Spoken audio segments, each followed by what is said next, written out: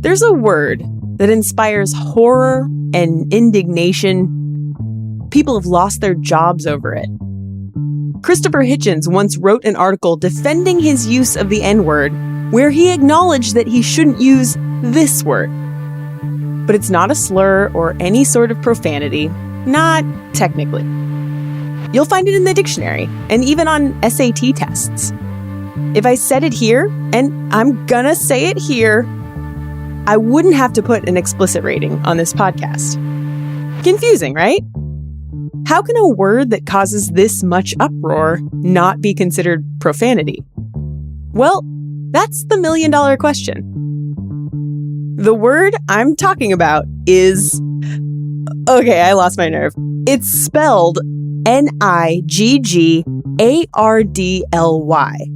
and it means stingy. It sounds an awful lot like another N-word, a very racist word that is 100% considered a slur. But the two words only seem related. The word that means stingy most likely comes from the 14th century, from a word for a stingy person, while the racist N-word didn't appear until several centuries later and traces its roots to the Spanish word for black.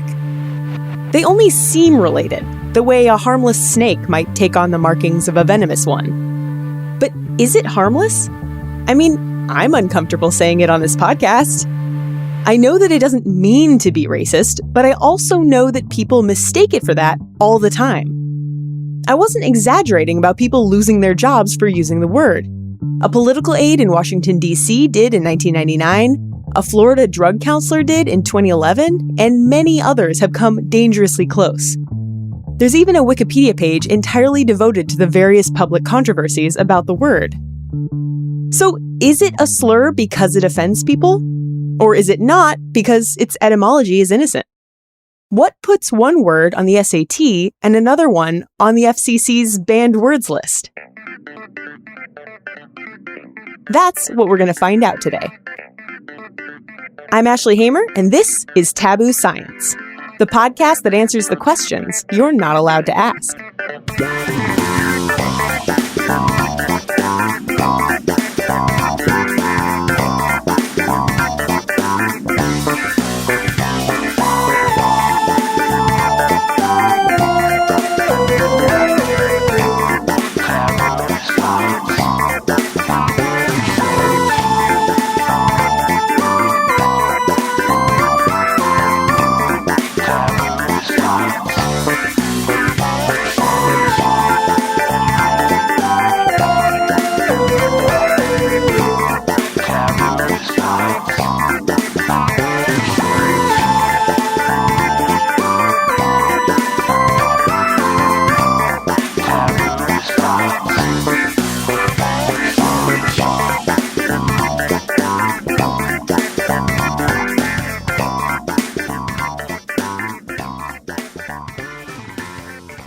The question of whether this innocent N-word should be considered a slur reminds me of the types of people who say, ain't a word, and oh, did it literally blow your mind? Those are what a linguist might call prescriptivists. They subscribe to the idea that language has a way it should be spoken, and if it's not spoken that way, it's incorrect. So in this case, the dictionary doesn't call this word a slur, so it shouldn't be taken that way. On the other side of the aisle are descriptivists, who say that a way of speaking is correct if a native speaker, well, speaks that way. Linguistics as a field mostly falls into the descriptivist camp. I mean, you can't exactly study the way language evolves and also insist that it never change, right? We didn't get here from Old English by being sticklers for grammar. Language is a tool that we use to communicate. And if we need that tool to do something new, we can tweak it. In the same way, sometimes language goes stale, or it sounds stuffy, or it becomes associated with an unsavory character, or it starts to offend, and people start to lose their jobs over it. The way that words become powerful is by the taboos against using them. That's Dr. Ben Bergen. My name is Ben Bergen. I'm a professor of cognitive science at UC San Diego, and I conduct research on language and the brain. He's written an entire book about profanity called What the F? What Swearing Reveals About Our Language, Our Brains, and Ourselves. So who better to take you through the tantalizing world of taboo words? What makes a word profane isn't really anything intrinsic to the word, although there are things that make words sound more profane or be more likely to become profane over time. But really, these are cultural judgments. And you know profanity because someone tells you not to use that word in public, or someone punishes you for using that word in public, or because someone censors themselves from saying that word in public, or that word is bleeped out in public. Those are the cues that tell us that there is power and social censorship of the word, that there's an agreement in our society, in our culture, that there's something powerful and bad about this particular word. It's us who make words profane, not the dictionary. But while there isn't anything intrinsic to a word that makes it profane, Dr. Bergen says that there are some things that can help push a word along. Yeah, well, the best predictor is if it comes from a domain of human experience that the people using that language have taboos about. So if you have a taboo about sex, or a taboo about bodily functions like defecation, if you have a taboo about religion, if you have a taboo about groups of other people, then that can lend vocabulary to the profane lexicon. That means that profanity is entirely cultural. If one culture has a taboo about, feet, and another culture doesn't, well, you're not going to get foot-related profanity in that second culture, but you very well might in the first. You toe toucher. You arch flattener. You, heel licker. I don't know. In the history of English, for example, the F word was not always a profane word. And, in Shakespeare's time, it would have been used relatively casually. It was sort of like screw. Shakespeare himself didn't use it, but he definitely made reference to it. In The Merry Wives of Windsor, there's the punny line, "What is the foccative case, William?" Kind of sounds like an F word, right? After which there's a response that makes some veiled reference to lady parts. The greatest writer in the English language, ladies and gentlemen. And that changed towards the end of the 18th century as people's attitudes became slightly more Victorian towards sex. And as people stopped wanting to hear about sex in public, they also decided that they didn't want to hear words that were related to sex in public. And that led to changes in how tolerated these specific words were. So as the taboos emerged for the words, the using of the word became a sort of act of social demonstration. You were acting out against this norm, against this rule, and that gives the word power because it's a social regulation that you're breaking. By the way, you may have heard stories about how the F word was originally an acronym for fornication under command of king, or for unlawful carnal knowledge, or the slightly more tortured story an English teacher once told me, where back when wars were fought with bows and arrows, French soldiers would cut off the middle fingers of English soldiers so they couldn't pluck their bows, which were made of the yew tree, so when English soldiers saw the French, they'd hold up their middle fingers and go, "Pluck you!" Yeah, I don't know either. Anyway, all of those stories are almost certainly false. While nobody's sure where the F word came from, it has cousins in other Germanic languages, so it probably got its start as the word itself, not some amalgamation of other words. The word dick came to us on another path, the path of English's insatiable appetite for penis words. Dick, at the turn of the 20th century, was not a swear word. It was a nickname for Richard. And it was also kind of a general term for a guy. So we still have this a little bit in Tom, Dick, and Harry. But you could just say, oh, he's a regular dick, which means just he's a regular guy. And then it started to change a little bit. It got extended to mean a riding crop. In particular, maybe the hilt of or the handle of a riding crop. And then all of a sudden, in the early 1900s, maybe 1910s or 20s, in military circles, it gains this new meaning. It starts to refer to the male member. And how exactly that happened, we're not entirely sure. It could have been from either of those sources, actually. So that there are a lot of cases where a word for guy goes on to mean male member. Some I can think of: Peter, Johnson, Willie. I guess even manhood counts. But it could also be the case that it went from riding crop, due to some sort of metaphor from riding crop to the male member. And it spread from that military usage, as lots of profanity does. So, snafu and foobar and so on, all started as military terms. And it appears that dick did as well as profanity. Snafu, of course, stands for situation normal, all effed up, and foobar stands for effed up beyond all recognition. You're welcome. Anyway, as the penis-related usage of dick gained in popularity, the name, understandably, started to decline. I tracked this looking at the Social Security Administration's data on names in birth certificates. So you can actually track for every year how many babies born in the US were given every name imaginable. And throughout the beginning of the 20th century, there were a lot of little baby boys who were given the name Dick. So these were not Richards with the nickname Dick. It actually said Dick on their birth certificate. And that peaks around the 1950s. And then it drops off precipitously in the 1960s to the point where, I just looked over the last decade, there are no Dick records in the Social Security Administration's name database for the last decade that say Dick.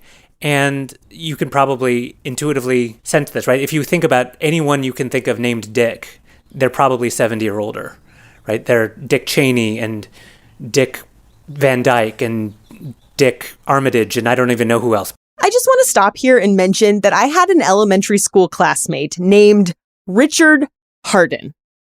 Richard Harden! And nobody made fun of him because we were like 10, and nobody realized what a hilarious name it was. Anyway, it doesn't even take centuries for a normal word to turn into a swear word, or vice versa. I mean, I think everyone can think of words that offended their parents but wouldn't make their friends bat an eye. So for my generation, I'm 40-something, I think it was probably the word suck, like that sucks. And we would say it left and right. It was just a thing that you would say on the playground, and no one batted an eyelash. And our parents hated it. Our parents thought it was the most vulgar, profane thing that we could possibly say. And we didn't get it, in part because we were elementary school kids and we really didn't quite understand the context. But also because language was changing. And this happens for all profane words. They go through phases where they're innocuous, they become profane, and then they peter out. But there's a big change happening right now, which is that younger people, let's call it Gen Z, don't find the words related to sex and bodily functions and religion anywhere near as offensive as previous generations did. They find far more offense in slurs. So if you survey 18-year-olds, as I do every year when I get a new crop of freshmen, and you ask them how profane words are, you give them hundreds of words, what you find is that the words that maybe George Carlin would have listed as the ones you couldn't say on television, words related to sex and bodily functions, those don't even show up in the top 10. The F word to them is number 22, I think, as of last year. Most offensive in the language. I mean, they have an F word in the top 3, but it's a slur for homosexual people. They find terms of abuse that denigrate people for their ethnicity or their religion, sex, sexual orientation, ability actually is a big one. They find those terms to be far more offensive than words about sex or bodily functions. I want to repeat that. Kids today find words that denigrate groups of people to be the most offensive of all profanity. I love that. The kids are all right. I think what you're seeing is that younger people don't find profanity bad unless it's being used to cause harm, which is kind of a very enlightened view for an 18-year-old, but one that makes a lot of sense, right? There's no real harm that's caused by interjecting an F word here or there because you're excited or frustrated or you want to sound funny or whatever, or you've had a few too many. But there can be something harmful, and there's social science to kind of back this up. There can be something harmful to being called by slurs, especially kids. And so if younger Americans are sensitive to that, then maybe that does show a change in their attitudes towards language and towards what they're willing to tolerate and what they're not in public. Yeah. there are certain types of profanity that can cause real harm. But before we get into the bad things profanity can do, I want to take a moment to celebrate the awesome things it can do. I mean, if it's all bad, why do we do it? Well, for one thing, Mom, the popular kids at school were right. Swearing makes you cool. When people swear, the positive associations are that they are funny, that they are accessible, that they are genuine. It also does kind of amazing things in your own body. I mean, swearing feels different than other language, right? It's got some extra spice to it. It makes the heart race just a little, you know? Well, it turns out that's because it happens in a part of the brain that's more responsible for keeping you safe than for communicating with others. When people spontaneously, automatically swear, they're using a totally different part of the brain. They're using a part of the brain that's sort of deep in the middle of the brain, shared with other primates and other mammals. Even lizards have a homologue of this. It's a part of the brain that's responsible for detecting strong emotions and for choosing an appropriate action in response. So it's the same system that triggers your fight or flight response, for example. And that's the part of the brain that's active when people are reacting to a stubbed toe or a touchdown or whatever it is that they're swearing in response to. It's a different pathway from the rest of language, and that's part of what makes it so fascinating. The brain has two ways to generate language, not one. Lizards have a version of this? Wow. Let's all take a moment and imagine a lizard running from a hawk and just yelling, Yeah, you didn't think a podcast on profanity was going to bleep anything, did you? This is a tasteful podcast. Anyway. But it's not just that profanity happens in the fight or flight part of the brain. There are studies that suggest it may even help out in your fight or flight response. This is work by Richard Stevens in the UK, and he came up with this really clever idea. You know, when we experience pain, one of our immediate reactions, many of us, is to swear. And there's this anecdotal idea that maybe we do that to tolerate pain better. And maybe that it sort of suppresses the pain to some degree. And so he did this experimentally. He had students come into his lab and they stuck their hands into a bucket of ice water. Really cold water. I've done it. It's not pleasant. And the task is really simple. They just have to hold their hand there as long as they can. And they're randomly assigned to one of two groups. If they're assigned to the swearing group, then they have to swear. They say the same swear word over and over while they're enduring this pain. Or if they're assigned to the control group, they say some neutral word, like chair or something like that. And what he found was that people could hold their hands in the water about 50% longer when they were swearing. And they also reported that it hurt significantly less. And this was true for male participants, for female participants. It was true for people who reported swearing all the time in their everyday lives and people who reported never swearing. Swearing let these people withstand pain for 50% longer. I mean, if there was a drug that could do that, it would be hailed as a miracle. Once, during a really painful medical procedure, I yelled the F word like 5 times in a row in a very small doctor's office. The whole waiting room could probably hear me. I no longer feel bad about that. And it turns out that the harms that can come from swearing don't even really apply to the classic stuff you can't say on television swears. I mean, yeah, if you swear at all in the wrong context, people are going to judge you. Negative associations are that they're poorly educated or have weak language abilities, that they're out of control, or that they're norm violators. And these vary radically depending on the context and the person speaking. I probably don't have to tell you what gender is judged more harshly for dropping an F-bomb. It's women. But the situation matters too. If you're experiencing a strong emotion, people tend to give you more of a pass than if you're, like, praying in church. But like Dr. Bergen said, the words that do the most harm are the ones purposefully used to harm. The only place that you can find evidence of harm is where people are using profanity as part of verbal abuse. And that's because verbal abuse in general can be harmful. And by verbal abuse there, I mean, telling children, this is usually studied with respect to children, that they're worthless or threatening them, that sort of thing. And that can be accompanied by profanity, it can be not accompanied by profanity.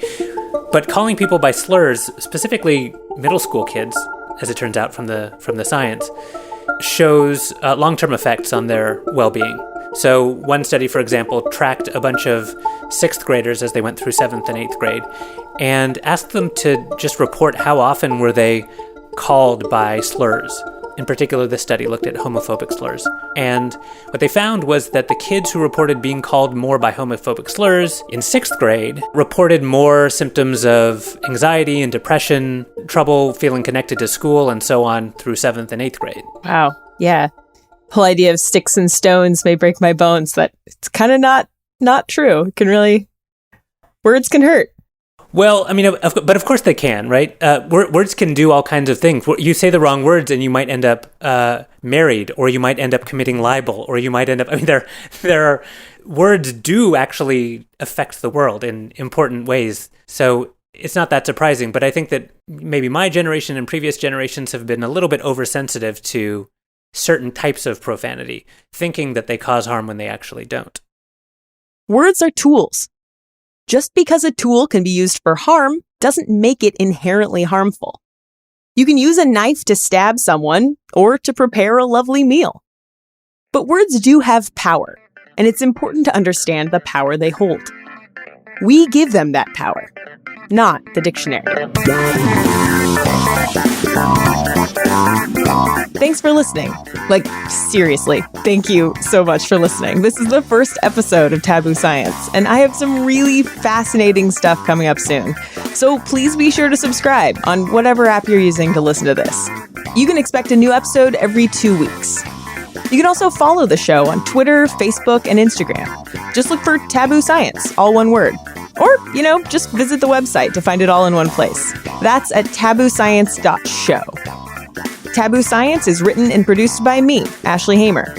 The theme was by my very good friend, Danny Lopatka of DLC Music. If you need a theme, hit him up. He's scary talented. If you want to suggest a taboo topic for me to cover on a future episode, email me at ashley@tabooscience.show. And finally, if you liked this episode, please do me a favor and give the show a review on iTunes. This is a brand new show that's starting from scratch, so reviews will go a long way toward letting other people know that it's, legit. All right, that's everything. Until next time.